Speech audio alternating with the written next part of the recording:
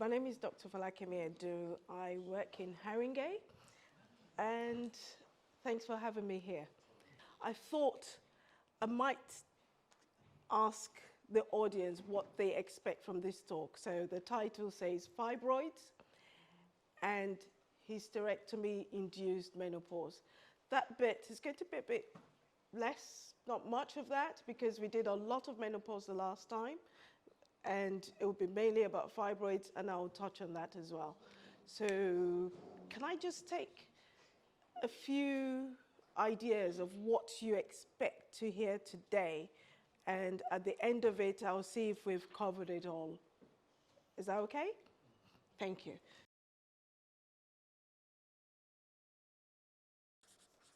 Okay, 3? Yes, please. Types of fibroids.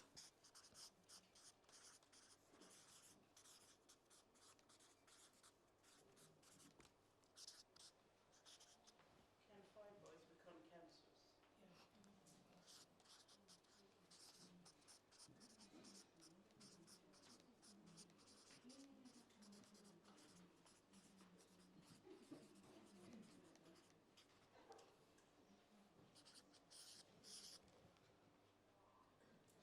How to treat fibroids.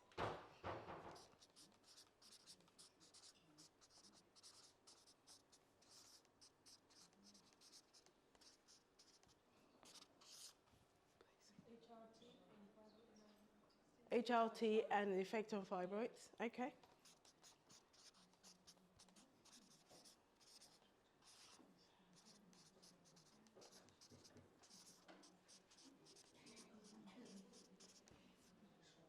Yes, please.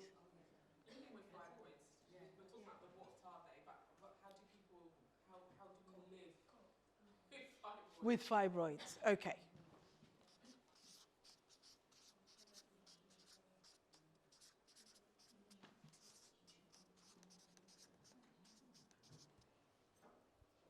Yes, please.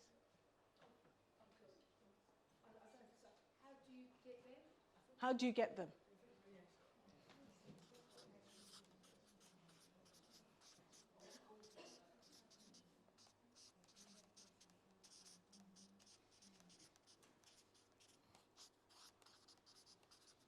Courses, yes? Yes, please. Yeah, why is it that I've read up on the majority of people that have fibroids are women of Afro-Caribbean descent? Why is that?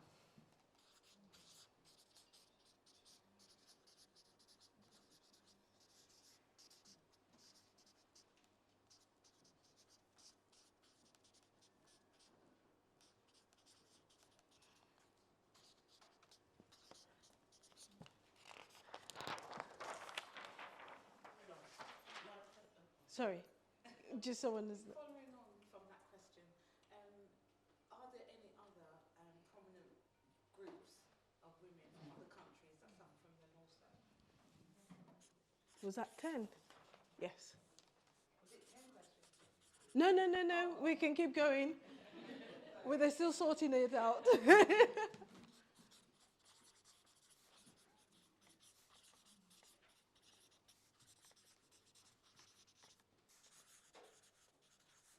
Is it okay if I say other races? Yeah. Okay.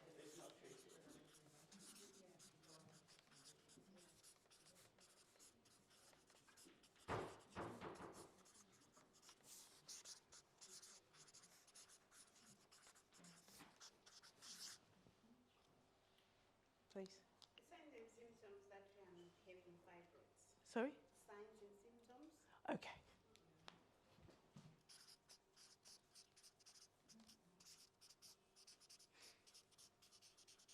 So in this session, what we're hoping to discuss is actually talk about fibroids. Okay, what are fibroids? The prevalence, the risk factors, the natural history of fibroids. How does it happen? How does it run? Symptoms. Investigations, treatment, and then just briefly, we'll go through hysterectomy, induced menopause. Why do they happen? Because we know that some people will go into menopause after hysterectomy, even though they've still got ovaries, especially those who are premenopausal. So fibroids are benign and they're non-cancerous tumor within the wall of the uterus or womb. So when people hear the word tumor, the first thing they think about is cancer. But actually, it's a medical terminology for growth or overgrowth. Okay? So I would sort of sway between using the word growth and tumor. But think about this. Fibroids are not cancer. They're benign. They're there. Okay? And they actually, the medical word for fibroid is leiomyoma or leiomyomata or uterine myoma. And it's actually Greek words brought together. So the lyo is actually smooth, and the matter, or myo, is actually muscle. So fibroids are made from smooth muscles.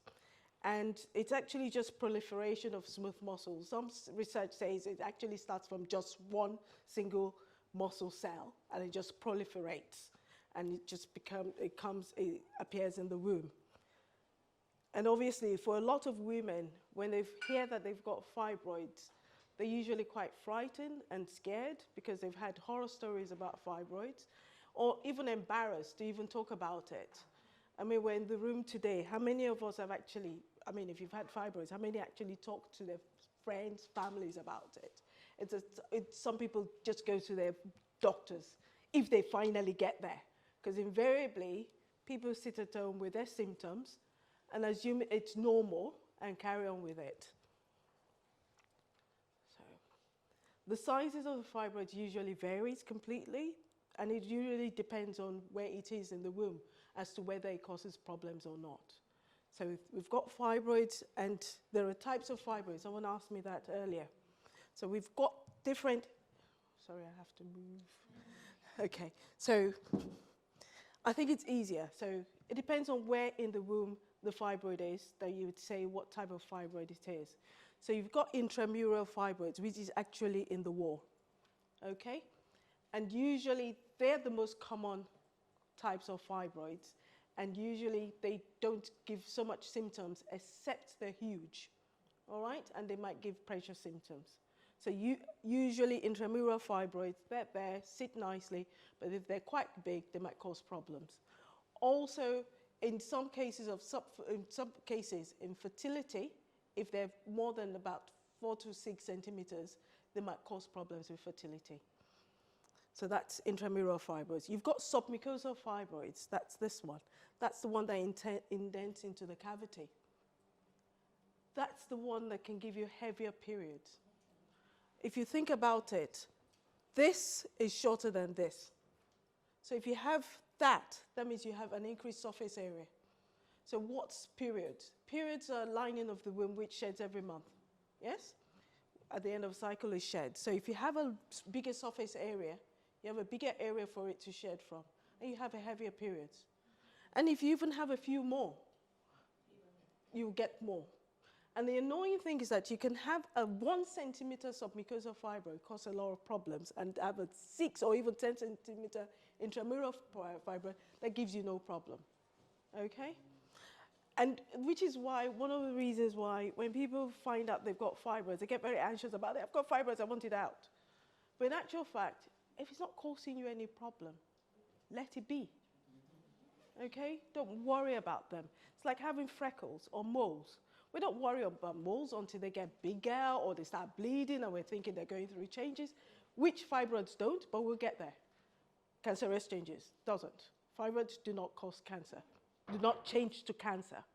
But you do have leiomyosarcoma, which is a type of cancer from fibroid cancer.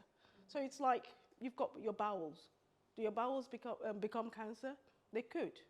But is it actually the bowel itself or a lesion that forms? Yes? Am I good? Yeah. Thank you. So you've got the submucosal fibroids, you've got intramural fibroids, you've got subserosal. Subserosal fibroids, it's on the outside of the womb.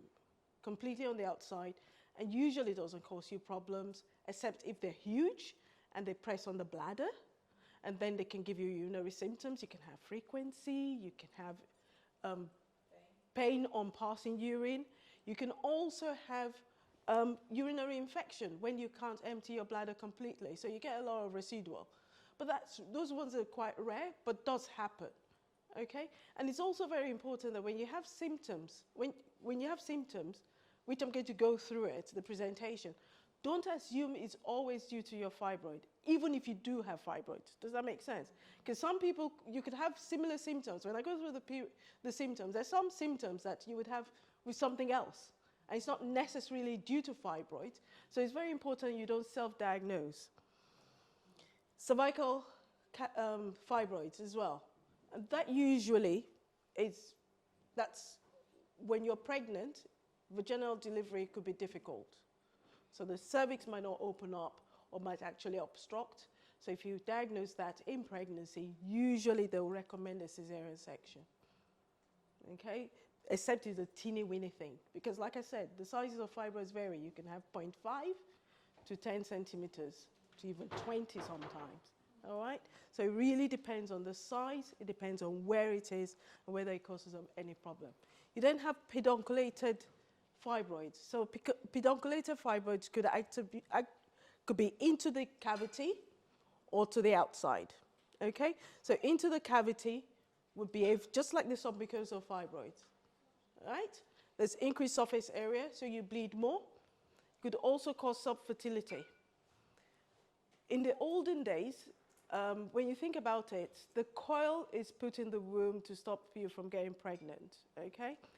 It was from the idea that in the olden days when camels were going across the desert, to prevent them getting pregnant during the journey, they put stones in their womb.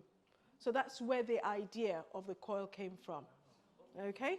So, sorry? Infection will happen.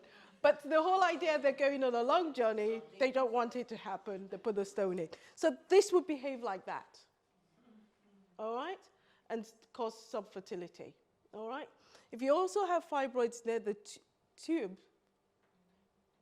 you could also have subfertility, all right? So those are the main ones. Fibroids grow on their own. We don't know why they grow.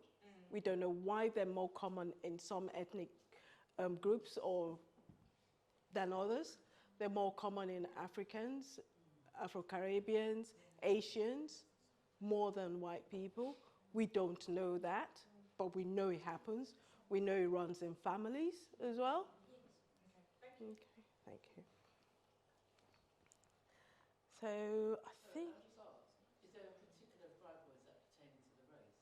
So does Caucasians have No. They can have any of those? Same, yes. So this is actually just about where they are in the womb. Yeah. Okay, so same, if you cut them, same muscle cells, smooth muscle cells, same thing. But it's actually more of where they are as to what problems they might cause. So the ones in the womb could give you painful periods, heavier periods. Okay, the ones outside, if they're huge, can give you pressure symptoms, can cause constipation, can cause urinary symptoms, can sort of press on other organs around. It can press on the ureter, whereby you can end up with hydronephrosis. Okay, so it really depends. And the thing is that most of the time we don't even know they're there. The first time most women know they have it is when they're pregnant and they go for a scan. And unfortunately, the ultrasonographer then goes, you've got fibroids, and the woman holds on to that fibroid. She forgets she's pregnant. She's holding on to that fibroid, and it becomes an issue. Every little twinge is due to my fibroid. And you can have fibroids and not even have any problems. And your symptoms doesn't even relate to how big or small they are. Okay, so someone can have a 10 centimeter intramural fibroid, no problem. Another person will have a 2 centimeter, even a 1 centimeter submucosal fibroid. She's pouring all over the place, and she's also having pains with her periods, and could even have problems getting pregnant. Meanwhile, someone with big intramural ones would not. So it's actually individualized as well. Next, please. So in terms of prevalence, I think we've said most of it. So fibroids are the most common benign intrauterine tumors or growth in the women of reproductive age. And the incidence of fibroids increases with age. So it usually starts from about menarche. So you might have a teeny weeny one, but as you get older, you get more, especially if you're African, Caribbean, or Asian. So you get more in terms of quantity, so multiple ones, and they even get bigger as well. So that's more common in those ladies. So experts estimate that 40 to 80% of women of all races, 40 to 80% will have fibroids, okay? But it's more common, like I said, in the African American Asian there. And they tend to start earlier in the African American, Asian. Should I just say A?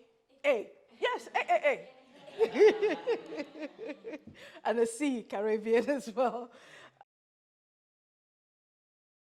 An American study which they did, which was just randomized study. They just picked up ladies, selected women between the ages of 35 and 49, so before menopause, and they sort of said, look, self-report or ultrasound or look through the menopause, look through their medical records. And they found that the incidence of intrauterine fibroids by the age of 35 was 60% in the African American women. And this increased to 80% by the age of 50. Whereas in the Caucasians, by the age of 35, it was just 40%. And at the age of 50, almost 70. So more common yet again. We don't know why. Please change. So we come to causes. Nobody knows the exact cause of fibroids. We don't know why they develop. There's been a lot of studies, but we feel that there are some factors that could contribute to it. So we have hormonal factors. We know that the female sex hormones, which is the estrogens and progesterones, do contribute to the development and the growth. So when we talk about the development, that's why we get it at menarche. So when your period first starts, okay, you wouldn't find someone who hasn't gone through menarche have fibroids. So that's why we think it's due to the hormones. And then it grows till menopause. We know that after menopause, when all the sex hormones disappears, it starts shrinking, all right? And we know that in most cases, it would shrink, and the only times when it doesn't go back down completely is whether they've become calcified, all right? Or you're on HRT. So HRT can actually stop the shrinkage of the fibroid, all right? You mean the HRT feed them? Yes, because they're estrogen and progesterone, okay. So if you say it that way, yes, feed them. And we know that during pregnancy, they grow bigger because you have more estrogen and progesterone in pregnancy. And they grow so big, and then you have red degeneration. I can see the... Sorry. What's HRT? Hormone replacement therapy. So why, sorry, and this is a general question. You just mentioned that they grow during pregnancy, but experiences have been had where I'm told that during pregnancy they don't grow. I know of it otherwise, but that's what I've been told on numerous occasions. They do grow. And others have been told. So is it that clinicians are not up to date with that information? Because pregnancy is a very challenging time for people, and knowing information helps them deal with the unknown, and being told that the fibroids are likely to stop growing is not correct. I'm not sure. I don't know where you got that information. I've been told on numerous occasions. Okay, I don't know who's giving you that information, but they do grow. Because in pregnancy, there's increased blood supply to the womb, so it feeds. There's more sex hormones as well, so you've got more estrogen and progesterone, so it grows. And what then happens is that in most cases, they then outstrip their supply. and they start dying inside. And that's when you have your red degeneration in pregnancy. So women will present who've got huge fibroids that's grown, and then outstrip, and they start dying inside. They have pain in pregnancy. So they'll present with pain, actual tenderness where the fibroid is. They could actually have nausea and vomiting as well, and a low-grade temperature as well. So do you think it could be in that not explaining it the way you did, it's just the shorthand version of what, instead of fibroids don't grow, it could be that fibroids tend to die? No, but they do grow. They grow before they die. So they grow, and then they outstrip their blood supply, and then start dying inside to give you the degeneration. So they do grow. So I can only talk for what I know. Sorry. Let's go.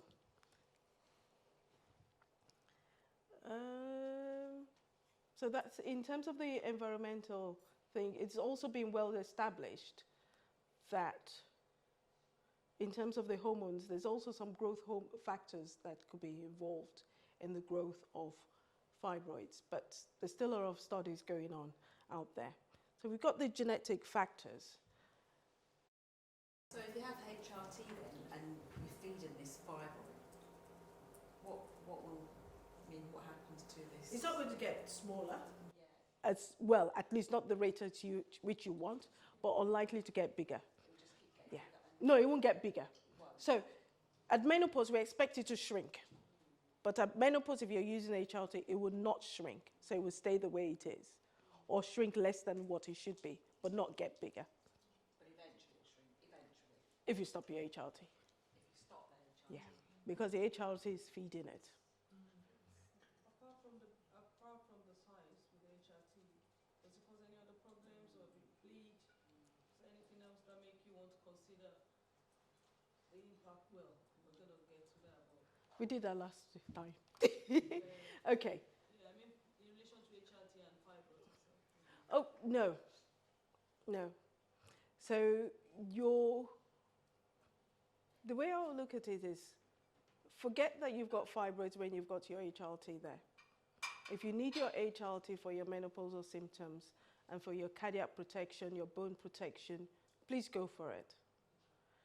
And that is why I still go back to the fact that we get fixated on these fibroids that are probably not causing you any harm, and they're sitting there happy. We know that when people are overweight, people with high BMI have increased chances of having fibroids. So if you have a high BMI, the chances of you having fibroids are about 2 to 3 times. Smoking is also associated with decreased risk of fibroids. So we have smokers of 20, there's a study, smokers of 20 cigarettes a day roughly have the risk of having fibroids of 2/3 of that who's a non-smoker. But please, that's not the reason to smoke, because we have to think about other things that smoking causes. Okay? Someone said something about diet. We know there are studies that show that excessive dietary intake of ham and beef increases the risk of you developing fibroids. When you put that in contrast to those who are vegetarians, so green vegetables decreases the risk. But once you have the fibroids and you've presented with the fibroids and you've got it there, changing your diet doesn't make a difference, and it will not make a difference to your symptoms. The natural history of fibroids are unpredictable, and it varies. And it depends on the woman's age. Like I've said, I'm going to more or less repeat myself. We know that it's usually in the reproductive age group. So everybody premenopausal will have fibroids, and it will grow. Whether it will grow as big or just sit normally, nobody knows. But we know that at menopause, they do shrink. And the shrinkage, like I said, might be limited to if the fibroid has been calcified or if you're on HRT. And we talked about the red degeneration in pregnancy. Next, please, risk factors. Is everybody okay with that? Yes. So risk factors, we know that as you get older I'm more or less repeating what, as we get older, you get more fibroids or gets bigger onto menopause when it then shrinks. And we know that if you start your periods earlier on, so if you start periods before the age of 11, you're more chance of having fibroids and develop fibroids. We also know that women who've never been pregnant have an increased risk of having fibroids. And I remember when I was a junior doctor, there was a consultant who used to say, if you don't grow babies, you grow fibroids. I thought, well, I grew babies and I still grew fibroids. Anyway, so we also know that in women who are the older age group, so before your first pregnancy, so elderly primates, have increased chance of having fibroids. Ethnicity, we've talked about that. Family history, we talked about that. We also know that birth control, so if you're on the pill, combined pill, it's less common in women who've been on the pill for several years. Symptoms, most cases, like I said, asymptomatic. You don't know it's there, you get a scan for something else, and you find it. In older people, they present with heavy periods. And for those who've been through this, know what heavy periods are like. So it's like heavy, passing clots, flooding. You get up, you soak through your clothes. You become anemic because you're bleeding so much.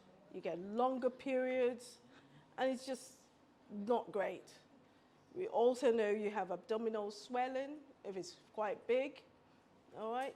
You get bloated, you get people asking you if you're pregnant and you're telling them you're not pregnant. You also have pressure on the bladder, so you get frequency of micturition. You have difficulty passing urine because sometimes they can press on the urethra.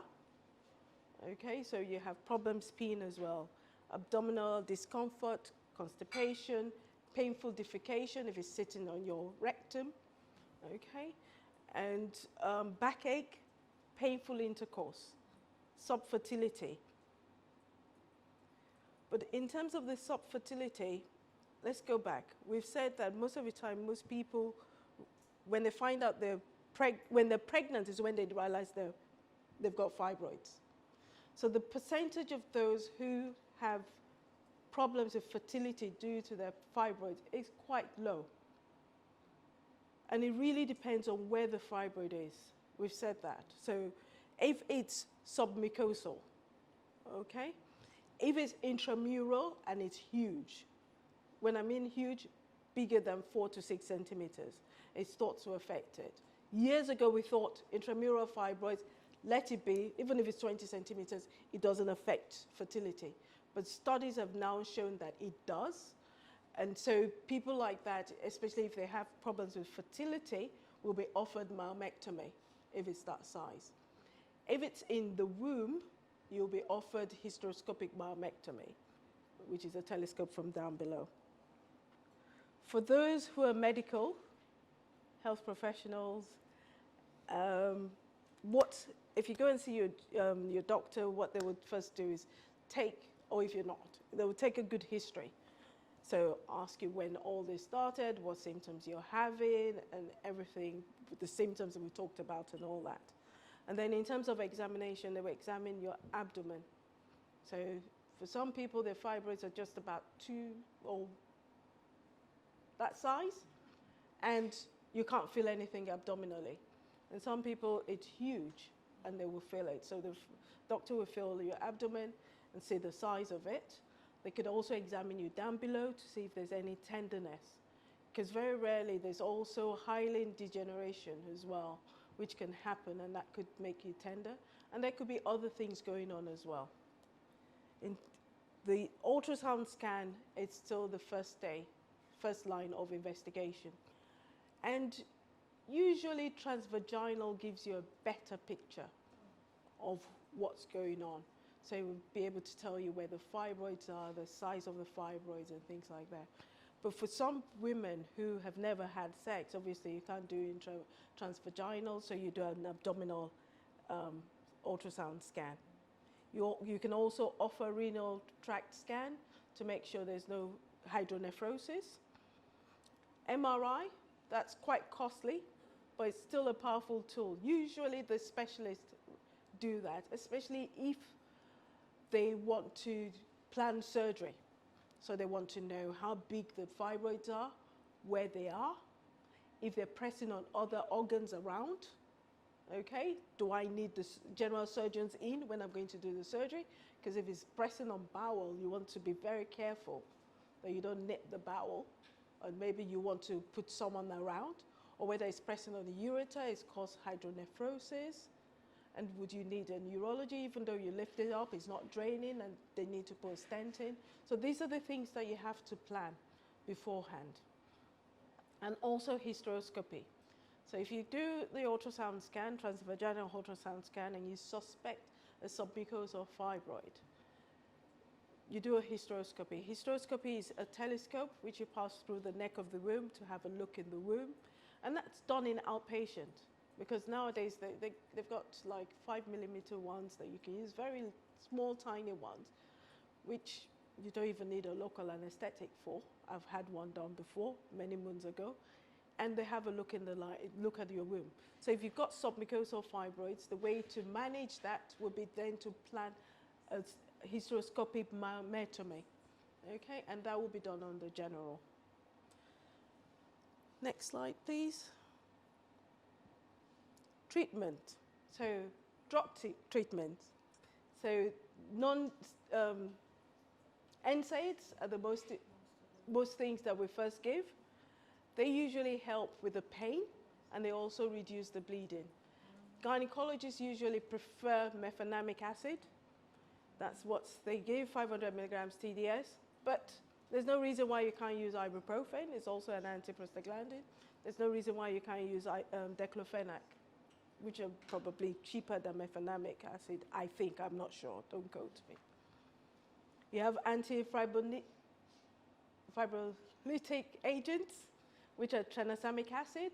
And what that does is it helps reduce the bleeding as well. Okay? And that's usually given during the period. And it's given for a maximum of 4 days, 1 gram TDS. And invariably, if your periods are very heavy, they will probably give you both mefenamic acid, painful, and if they're heavy and painful, they'll give you mefenamic acid and tranexamic acid. Tranexamic acid you sort of take for 4 days at the beginning of the cycle of the period, and the mefenamic acid you can take for the duration of the bleeding. Hormonal contraception, so combined pill. And the way it works is when you're on the combined pill, it reduces the line in the sorry, did you want to ask them? Okay. When you're on the pill, it reduces the lining of the womb, the accumulation. So every month, follicles form. Day 14, it pops. That's your ovulation. If you don't get, then the lining starts getting ready for the baby that's hoping to come. Okay? So it starts building up. If you don't get pregnant, it sheds. So that's your period. If you're on the pill, the lining is minimal. So there isn't much to bleed. Yes? So your bleeding is less. Also, there isn't much to squeeze out. Okay? So we have people who have painful periods. There are 2 types of painful periods. You've got primary dysmenorrhea, which is painful periods that starts with the day your period starts. That's physiological. So if you're on the pill, the lining of the womb is much less. So the bleeding is much less, and the pain is less. So you can use that as well. You also have cyclical prostogen. Yeah? And those are the noethesterones, for those who know, noethesterone, Provera, and things like that. And you give it to the lady for 21 days, and then she stops for 7 days, she bleeds, and you give it, just to make sure that her cycle is not too long. You have Gnrh Antagonists, so gonadotrophin-releasing hormone analogs. These are your Zoladex, for those who, I can see some nodding. And usually, it's used more so preoperatively to help shrink the fibroids and reduce the bleeding. Okay? And it works well, but you can't use it continuously. because in the past they used to give it every month for about 6 months or whatever time the gynecologist is ready to take the fibroids out. And I found that it was difficult to shell out the fibroid. So now they give just one cycle of it. You also have selective progesterone receptor, SME, for those who know. So this is, you know, Ella1? Okay. After morning pill. Yes, we've got Livonel and we've got Ella1. Ella1 is the one for 5 days, 30 milligrams. This is 5 milligrams, okay, of the same thing. So it's called Uliprestol, okay, 5 milligrams daily. And it also, you'd start it on the week of your menstruation, and you can take it daily for 3 months. And it helps shrink down the fibroids as well and reduces the bleeding. And this is usually done by the gynecologist, okay? And it's usually before surgery or before uterine artery embolization, which I'm going to talk about as well. You also, yes, please. Does that extract your sex life if you're sexually, you know, does those things, what you just said? The last one doesn't, but the GnRH one, sometimes because it knocks off your hormones, you might actually start having hot flushes and menopausal symptoms. So sometimes they add back and give some estrogen for that as well to help with the symptoms. Okay. You've also got the Gnrh antagonists. And this is usually more in this, sorry, I've skipped one, I do apologize. Intrauterine systems, the Mirena, levonorgestrel, sorry. Oh, yes. Okay, so that's the Mirena. And how it works is there's progesterone on the coil. It's hormone-producing IUS, and it reduces the lining of the womb and reduces the bleeding as well. And then you've got the new kid on the block. I say, well, coming. It's not here yet. It's just been given, NICE guidelines is still looking into it. There's a final draft coming out. And the good thing is that it's oral. So what I didn't mention was that this is injection. Yes? This you need a doctor to put in. Okay? This is more in America. There's injection and tablets. We don't have that here. But then there's something coming out now, and it's a bit tongue-twisting for me. So I do apologize as I try to pronounce it. It's called Relugulex, estradiol, norethistérone acetate. So those 3 drugs in one tablet, and it's called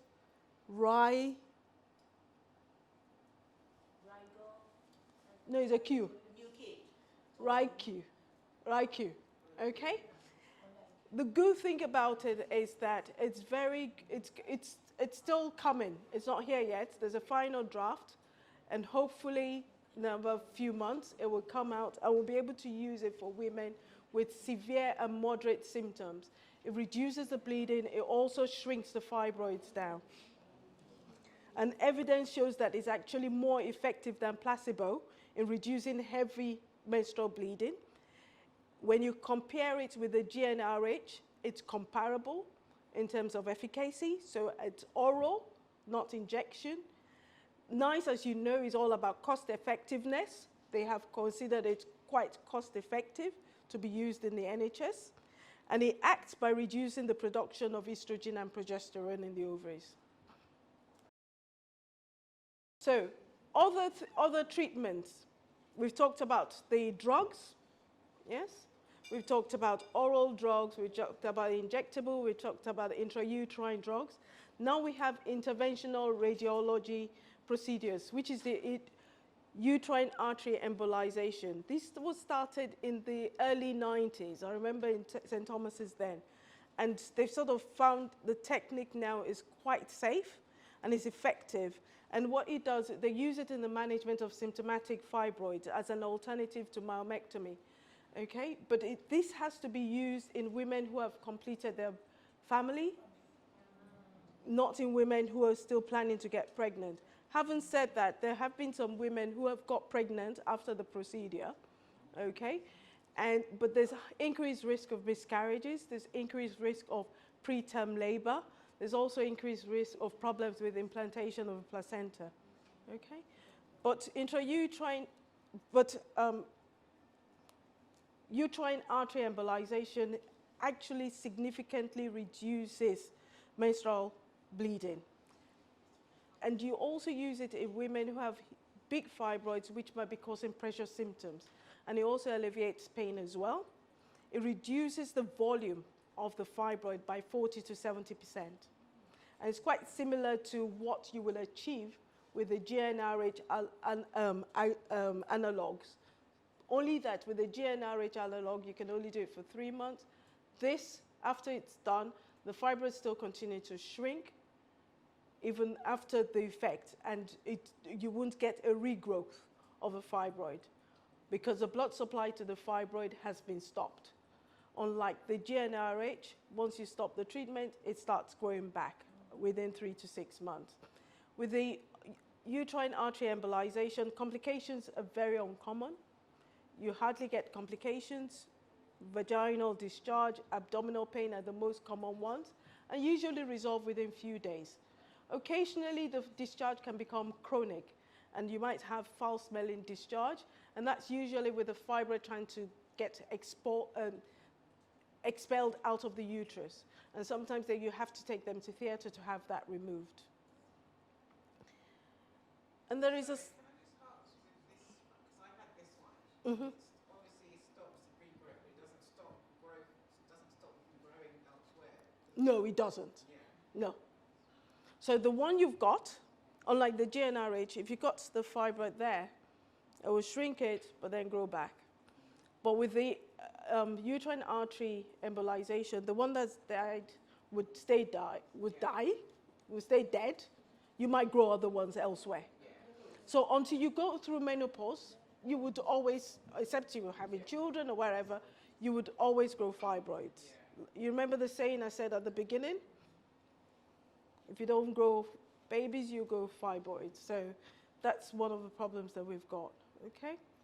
And also, like I said, it's associated with, for those who do get pregnant, most of the time you select the patient. They won't offer it to you, except you say you've completed your family or you don't plan to have children, okay? Because of the problems you might have if you do still want to have children, so miscarriages, premature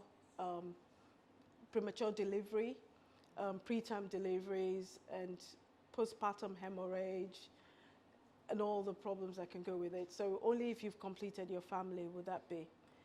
Please. So in saying that, I was actually given that because they said, because I hadn't decided whether I'd finished having children, they said that is why they've given me that. But you're saying... You should choose it, yeah. They shouldn't. Most people will not offer you, except you say you completed your family or you don't plan to have children. But like I said, it doesn't mean you will never get pregnant, okay? You could still get pregnant, but you have such problems. So if you do get pregnant and you have such problems, the advice might not be right. Or maybe they didn't hear you clearly, that you went undecided. Because of my age, they said that obviously I could still have children, and I said I hadn't decided. That is why they said this would have been the best. And how is it going? I had this a long, long time ago. I've got new fibroids that have grown since, which I knew would happen. Yeah. The procedure was fine. The effects after that, mine were quite bad and went on for a while. The discharge. I remember many moons ago when it first started at St. Thomas's, I was involved, and the women would come in, the smell was awful. And sometimes you can actually just pick it out from the vagina, popping out. But they've actually improved the technique. I'm talking about the early days then, but the technique's been improved quite greatly now. Yeah, because there was a point where I had so much pain after that I think it was It was trying to expel itself, yes. So I thought I might just mention this, just in case someone comes across it. It's not something that's used quite often, sorry, next slide, quite often here, which is the high intensity focused ultrasound. Has anybody heard about this? I think it's more an American thing, because even here in England, the NICE is still saying that the efficacy is limited, and they're not so sure whether it's that effective, and it should only be done on selected patients in specialized centers by physicians who have been trained specifically for that, and it involves multidisciplinary teams. So essentially what it does is a non-invasive thermoablasive procedure, which is transcutaneous. And in this procedure, the fibroid is gradually heated under continuous MRI monitoring in small focused stages until the temperature gets to about 55 degrees. And once you achieve that, you hope that there is complete denaturing of the localized fibroid. So like I said, I can't imagine, maybe not now, maybe with time, it might come down here, but the thought about the NHS were all about cost. Sounds like it's something that's quite expensive if you're going to sit there under MRI, waiting, and just till the temperature goes higher with a whole lot of team. It's not come down here yet, but it's worth just knowing about it. Okay. That more or less comes to the end of treatment in terms of drugs, and we're going to go into surgical treatment of fibroids. So the most common treatment surgically is mammectomy, especially in women who want to preserve their fertility. So it's usually offered in women who are still in reproductive age, they've not completed their family, and they want to keep their womb. Reason being that if you've completed the family, they'll probably offer you hysterectomy. I know it sounds like the doctor's always quick to offer hysterectomy and take it out and whip it out and forget all about it. But in actual fact, this has a higher morbidity compared to hysterectomy. People might think, but you're only taking a bit of it out. You're not taking the whole thing out. Why? In actual fact, when you're shelling a fibroid out, it bleeds like hell. Unlike if you're just taking the uterus, you just clamp, clamp, clamp. You remember the picture we had at the beginning? Just clamp, clamp, clamp, you take the whole womb out. Easy peasy. But mammectomies can be quite bloody.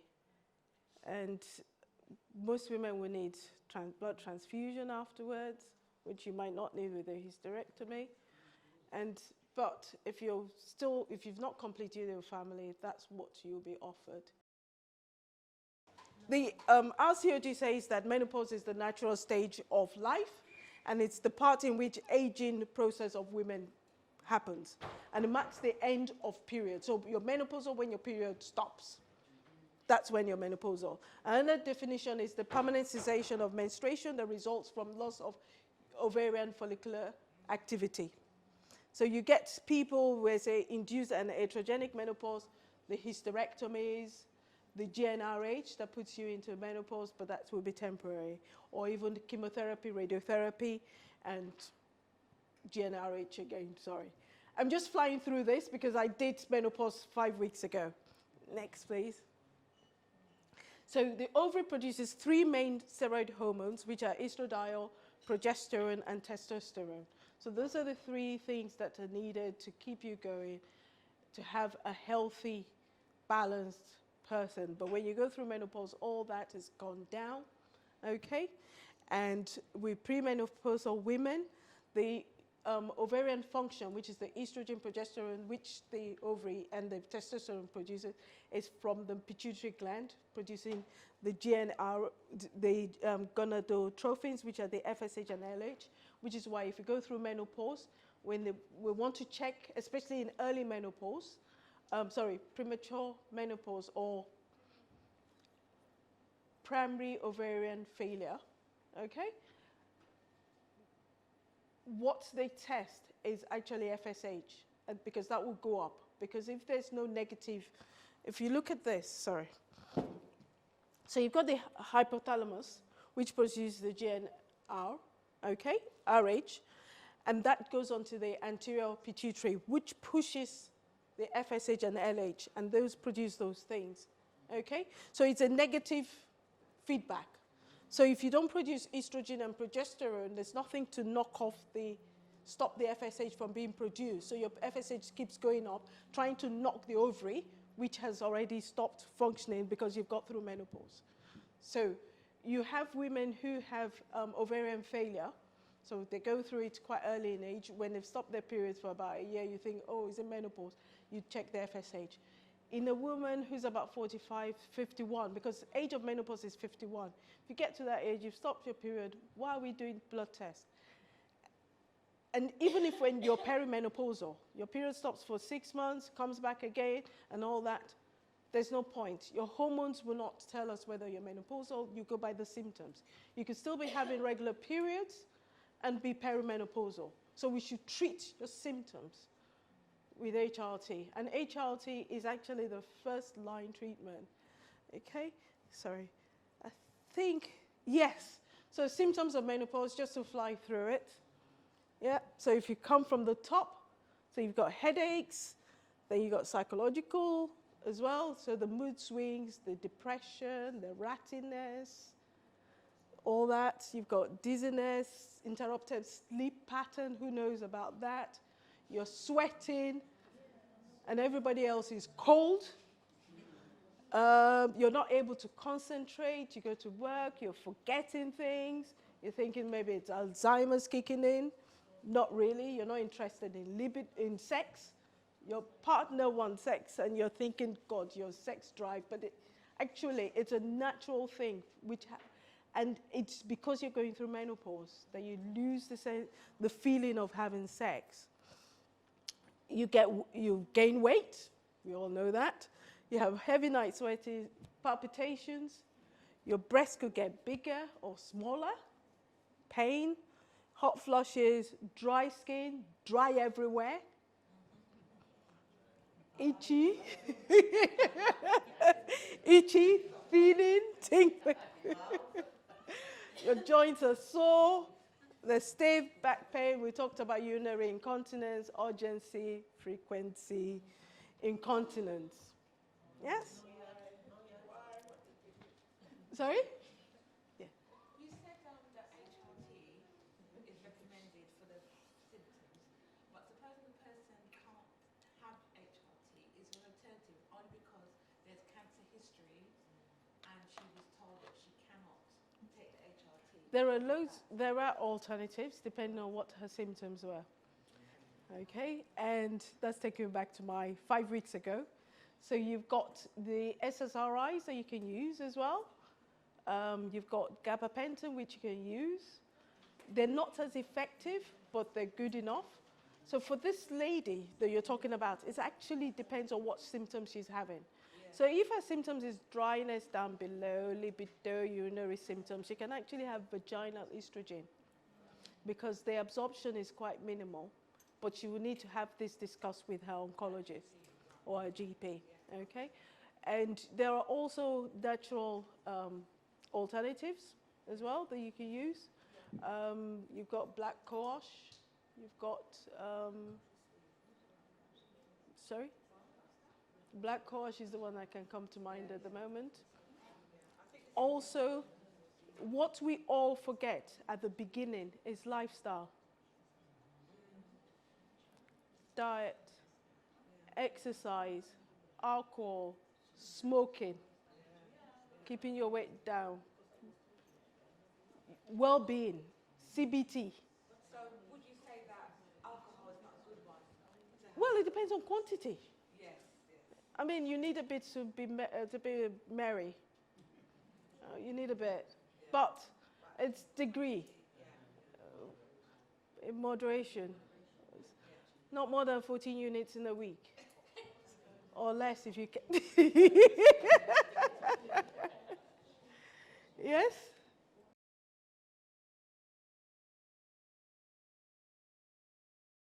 Women undergoing hysterectomy with conservation of ovaries are nearly twofold increased risk of ovarian failure compared to the women with intact uterus.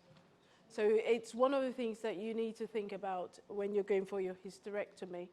But the good thing, even if you're going to conserve your ovaries, you could end up being menopausal, all right? But the good thing is that you will not be dropping off the cliff like if you had your ovaries out at the same time, if you're not menopausal yet, okay?